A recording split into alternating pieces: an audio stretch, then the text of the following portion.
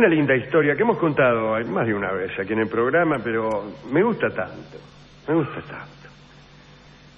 Era en Francia en tiempos inmediatamente anteriores a la caída definitiva de Napoleón y posteriores a la Guerra de los 100 días,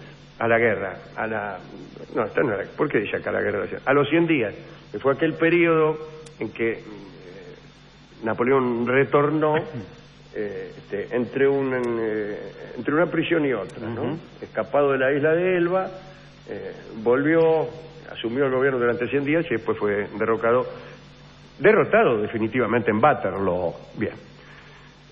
Finalmente, cuando terminó ese periodo, Napoleón resolvió marcharse a América y salió desde París con rumbo a Rochefort con la idea de embarcar allí.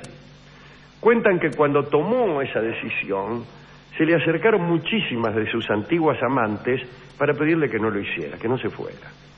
Además, por devoción, incluso las menos avispadas en asuntos políticos se convirtieron en espías, en consejeras, y le hicieron advertencias, muchas de las cuales debieron ser seguidas.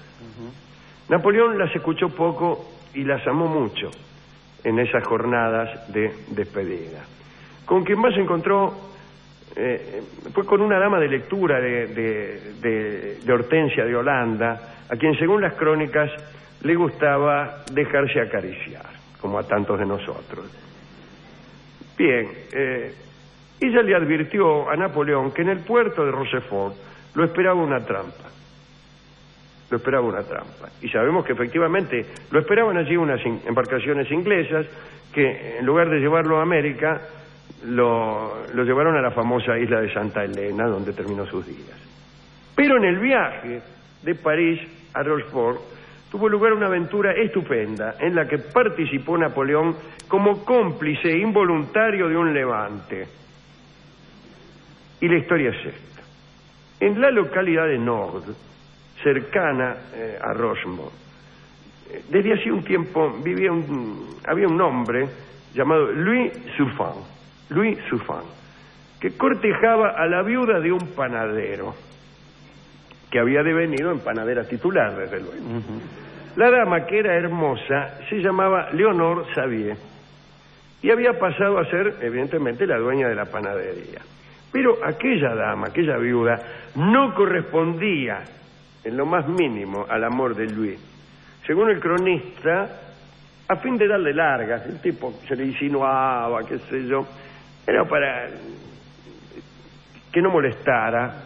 La mujer adoptó la costumbre de contestar a cada uno de los requerimientos de Louis, que se convertiría en su amante el día en que Napoleón se parase delante de la panadería. Como quien te dice, el día que chiflen los charcos. Claro. Pero el caballero, que no era en metáforas muy ducho, jamás entendió estos dichos como un rechazo y sintió surgir en su alma una insensata esperanza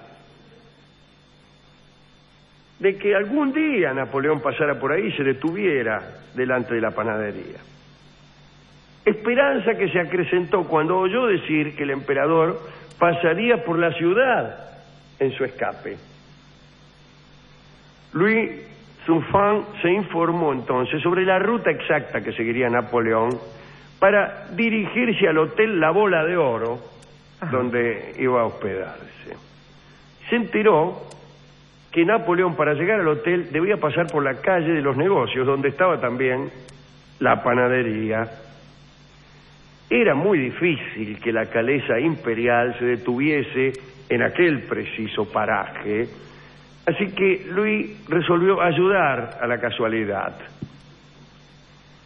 La hueste de Napoleón, que derrotada acompañaba al emperador hasta el puerto, atravesó Chambord, atravesó Vendôme, Poitiers y finalmente llegó a la pequeña ciudad de Nord en julio de 1815.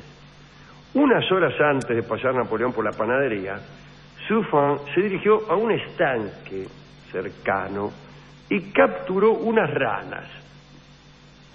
Pescó unas ranas, cachó unas cuantas ranas, las metió dentro de un tacho. Después fue a la calle indicada a esperar a que pasara el carruaje real. Se mezcló con la muchedumbre que ya estaba reunida, esperó, de repente llegó hasta sus oídos un rumor, luego los gritos, el clamor de la gente que recibía la caleza de Napoleón, y cuando el carruaje estaba a unos metros de la panadería, el enamorado Louis Souffin soltó las ranas, y las ranas asustaron a los caballos imperiales, y los caballos se detuvieron. Napoleón asomó la cabeza, temiendo quizá algún atentado. El cochero le comunicó el incidente con las ranas. Le dijo: Sire, las ranas asustaron a los caballos, por eso nos hemos detenido. Había mucha gente amontonada, la detención fue efímera, y Louis Souffin supo que aquel momento no podía valer para efectuar reclamo alguno. Dice: no basta con esta detención. Pero entonces se produjo el milagro. Tranquilo por la ausencia de cualquier amenaza, y tal vez seducido por el olorcito que venía de la panadería, Napoleón decidió bajarse a comprar unos bizcochos.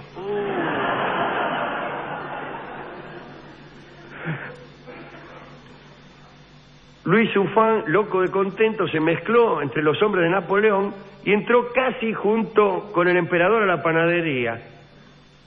Y Bonaparte llegó a hacer su pedido cuando Louis, que era experimentado en cuestiones panaderiles, y haciéndose el íntimo, le gritó a Leonor, a la panadera: sírvale al emperador aquella hogaza del medio.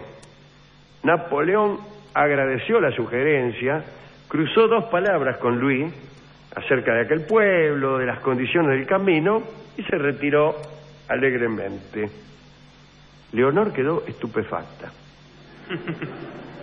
El cronista dice, leo al cronista: intentó creer, Leonor, que la operación de aquel milagro la debía enamorar inmediatamente de Louis, pero luego supo que su condición había sido mal elegida, porque no había nada que pudiera hacer para que Louis le gustara.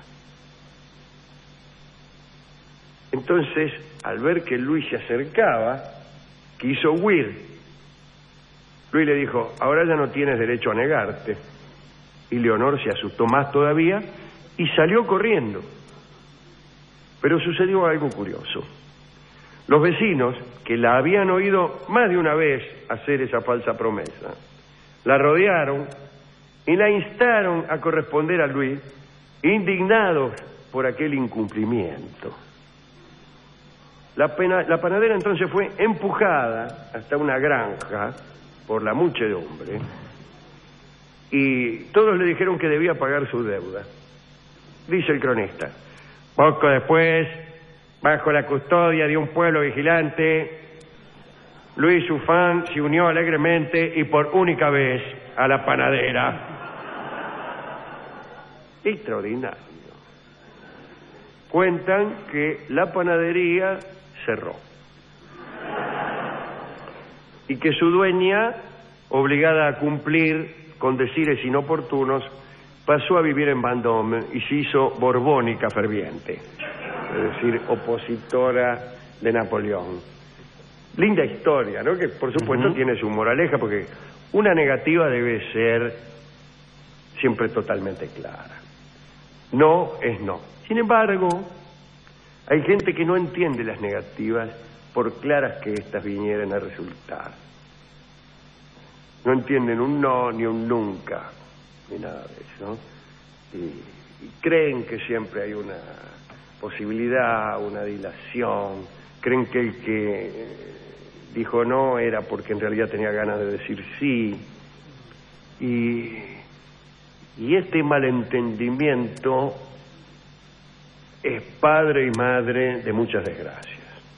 De muchas desgracias, ¿no es cierto, Rolo? Sí, claro, las personas que confunden una obsesión patológica con un deseo, ¿no es cierto? Y que les parece que van a poder torcer de alguna manera el deseo ajeno justamente con la fuerza del propio, y no es así. Claro. No es así. Imponerle esto a alguien es ya de una gravedad tremenda, Alejandro, porque La pobre persona que es clara, porque como bien dice usted, yo creo que en el amor hay mucha metáfora, pero en la negativa no debe haber ninguna, debe ser muy clara, ¿no? Y la persona que es clara es así. Pero bueno, usted sabe cómo son las cosas de las enfermedades psíquicas, que a veces no le permiten a la gente comprender. Me quedé pensando en esto que usted contaba, que estoy me han hecho enojar, me indigné, mire, con el pueblo de ese lugar, Claro.